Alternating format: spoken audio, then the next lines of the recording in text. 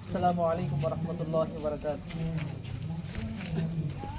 الحمدللہ وکفا وسلام علی عبادہ الذین اصطفیٰ، اما بعد۔ معزز مہمانان اعظام اور حاضرین جلسہ، عزیز طلبہ، آج 15 اگست جشن یوم آزادی کا موقع ہے۔ ہندوستان کے چپے چپے میں آزادی کا جشن منایا جا رہا ہے۔ کشمیر سے لے کر کنیا کماری تک ہندوستان کے گوشے گوشے میں خوشیوں کی لہر دوڑ رہی ہے۔ ہر طرف خوشیاں ہی خوشیاں ہیں۔ آج کا دن اور یہ خوبصورت علم جو لہرا رہا ہے ہمیں یہ پیغام دیتا ہے کہ ہم سب آزاد ہیں۔ اس ملک کے باشندے بچہ بچہ آزاد ہے، ہماری سوچ آزاد ہے، ہمارا قلم آزاد ہے، ہماری زبان بھی آزاد ہے۔ ہم اپنا حق حاصل کرنے میں کسی کے محتاج نہیں ہیں۔ ہم اپنا حق حاصل کر سکتے ہیں جائز طریقے سے، قوانین کے حساب سے ہم اپنا حق حاصل کرنے میں کسی کے محتاج نہیں ہیں۔ ہمیں اپنے ماضی کی طرف غور کرنے کی ضرورت ہے۔ تاریخ بھری پڑی ہوئی ہے، شہداء کی تعداد انگنت ہے، جسے مفصل بیان کرنے کا موقع نہیں ہے۔ ہمیں اپنے ماضی کی طرف غور کرنے کی ضرورت ہے۔ جو انسان اپنے ماضی کی طرف دیکھتا ہے، اس میں کوتاہیاں جو ہوئی ہیں اس کی اصلاح کرنے کی کوشش کرتا ہے، وہ انسان آگے ضرور ترقی کرتا ہے۔ جو انسان اپنے ماضی کو بھول جاتا ہے، ماضی کو بھول کر قدم بڑھاتا ہے، قدم قدم پر دوبارہ وہ ٹھوکریں کھاتا ہے۔ تو ہمیں تاریخ پیچھے کی پڑھنے کی ضرورت ہے۔ وہ کیا چیزیں تھیں کہ جس کی وجہ سے ہم فرنگیوں کے غلام ہو چکے تھے۔ ہندوستان کا بچہ بچہ غلامی کی زنجیروں میں جکڑا ہوا تھا۔ اس کی سوچ محدود تھی، اس کا قلم محدود تھا، اس کی طاقت محدود تھی، زبان محدود تھی۔ کسی چیز پر اختیار نہیں تھا۔ اختیار تھا تو فرنگیوں کے اختیار تھا، برطانیوں کو اختیار تھا۔ وہ ہمارے مقدر کے فیصلے لیا کرتے تھے۔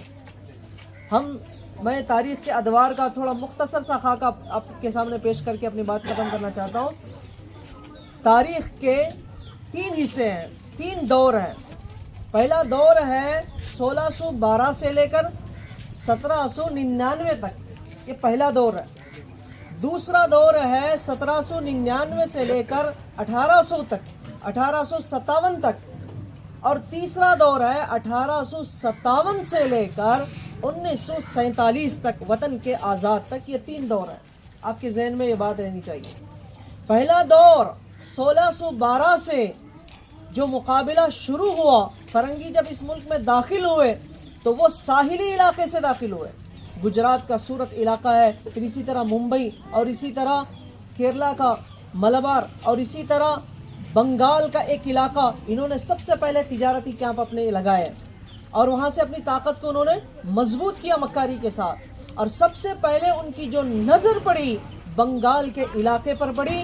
بنگال کا جو علاقہ ہے ملک ہندوستان کا بڑا خوبصورت زرخیز آباد علاقہ تھا۔ انہوں نے وہاں پر سب سے پہلے چڑھائی کی، اور سب سے پہلے مقابلہ کرنے والے 1600 صدی میں نواب سراج الدولہ اور ان کے نانا علی وردی خان تھے۔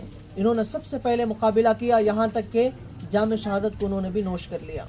پھر اس کے بعد یہ جو تاریخ ہے 1799 تک، حضرت ٹیپو سلطان شہید رحمۃ اللہ علیہ کی تاریخ کے بغیر، یاد کے بغیر مکمل ہی نہیں ہو سکتی ہے۔ حضرت ٹیپو سلطان شہید رحمۃ اللہ علیہ نے ایسے دندان شکن انہوں نے جواب دیا ہے کہ آج بھی فرنگیوں کی نسلیں یاد رکھی ہیں۔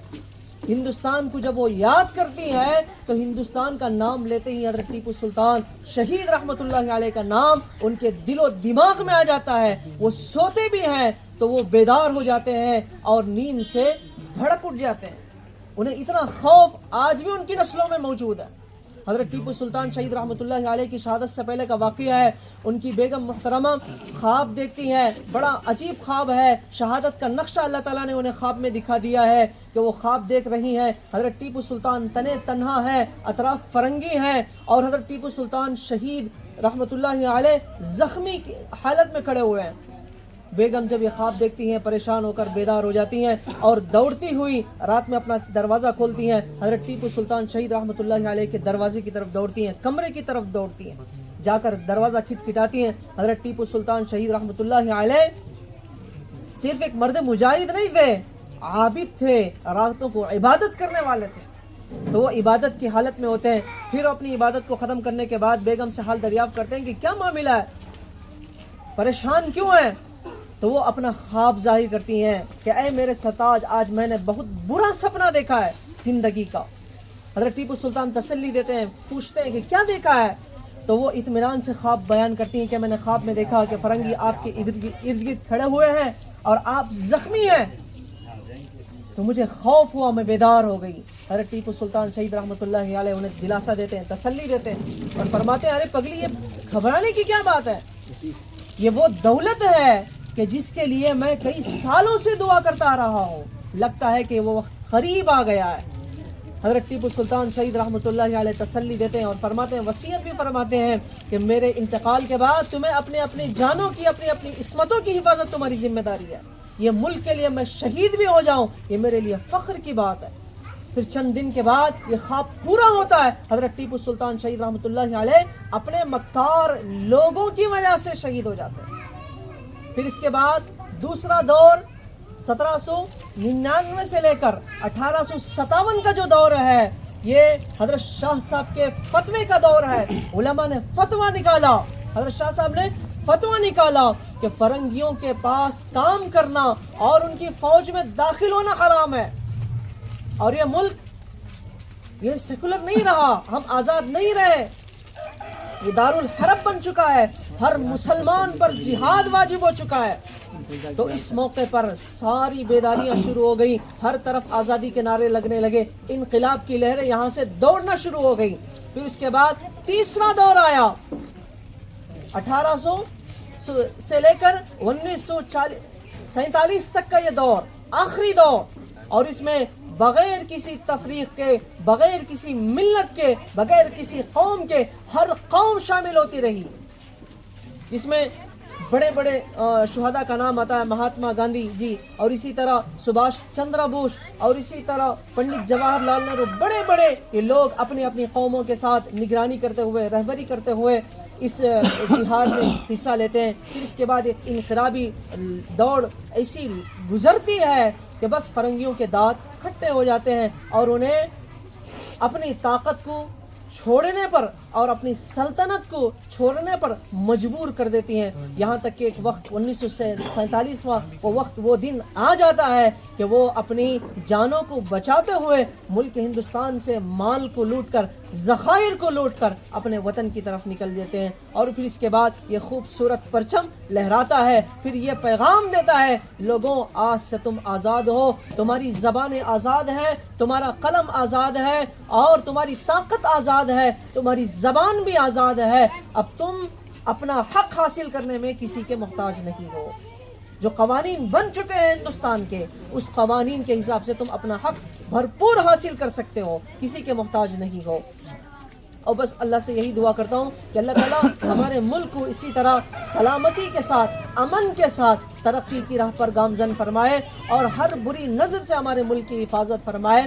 اور ہم سب کے لیے ضروری ہے کہ ہم اپنے وطن سے جس طرح ہم اپنی جان کی حفاظت کرتے ہیں, ہم اپنے جان سے محبت کرتے ہیں, اپنی اولاد سے محبت کرتے ہیں, ہم سب کا فریضہ ہے کہ ہمارے دلوں میں یہ عزم ہونا چاہیے کہ یہ ملک کے لیے ہمارا مال بھی حاضر ہے, ہماری جان بھی حاضر ہے, اور ہماری اولاد بھی حاضر ہے. ملک ہے تو ہم ہیں, ملک نہیں ہے تو کوئی چیز نہیں ہے. یہ سیکولر ملک ہے, اور اس ملک کی طاقت ہی سیکولرزم ہے. ہم سب آزاد, ہماری عبادتیں آزاد. اللہ سے دعا ہے کہ رب العالمین یہ چیزیں ترقی کے. آمین. وآخر دعوانا الحمدللہ.